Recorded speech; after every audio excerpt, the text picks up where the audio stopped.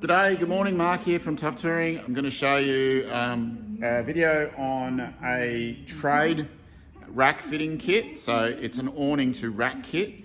The idea of this kit was to make a trade kit so that you can stock a box on your shelf at low cost and basically install a poleless awning really well to any rack that walks in the door. Basically there's enough parts in there to fully complete 2 racks and partially complete probably another 2.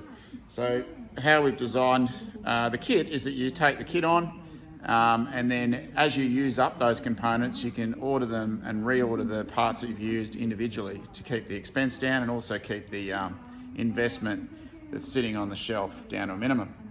Now I'll show you some of the components if you're interested and go through how they work. So the 3 major racks that these work on are a flat touring rack, so a Rhino platform, a front runner, flat touring rack, any of the Chinese flat touring racks, including some of the Australian manufactured aluminium ones, which are a rounded bar at the end, such as this one here from Boss Aluminium.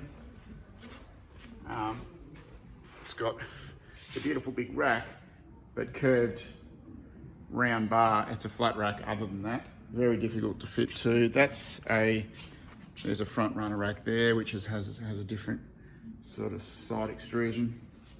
And the most difficult rack of all, which is actually a basket rack, such as this one.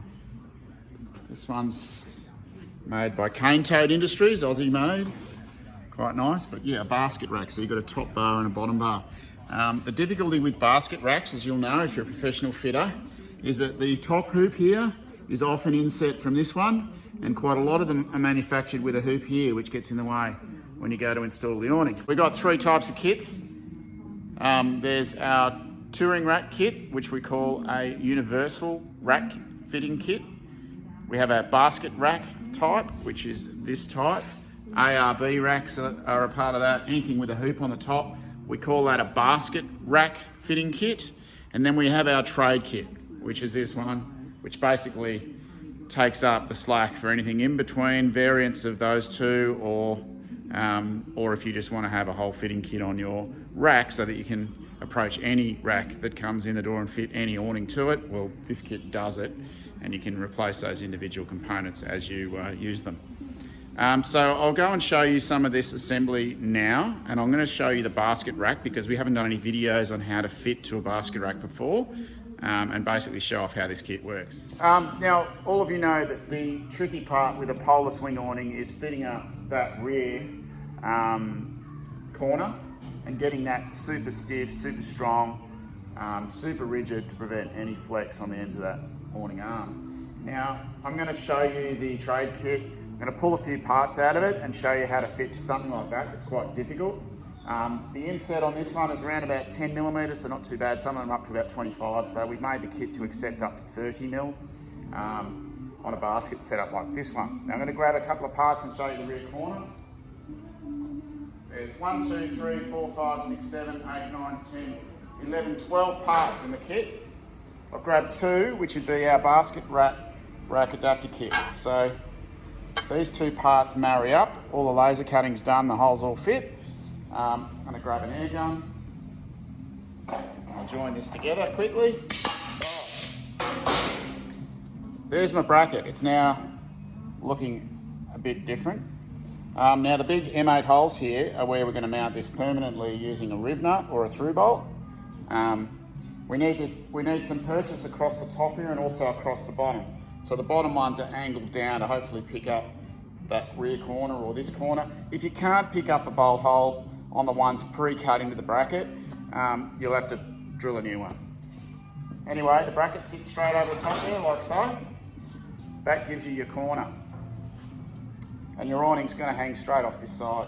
I'll bring the camera in to give you a little look. I might actually fix it off with a couple of screws. We'll put a tech screw in first to create our a steady surface so we can mark everything out and measure it up. You'll just basically look through the awning for somewhere that's touching and punch a screw to fit it off.